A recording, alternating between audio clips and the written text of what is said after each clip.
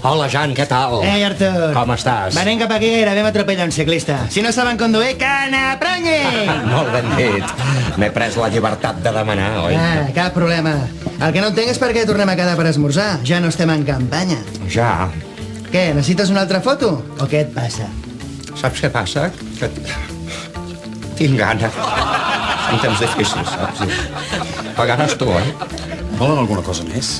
Sí, és que jo sóc més de salat que de dolç.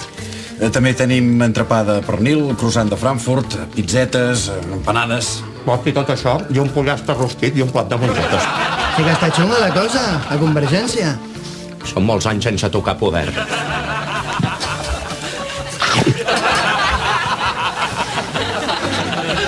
Talleu, és bona! Bona?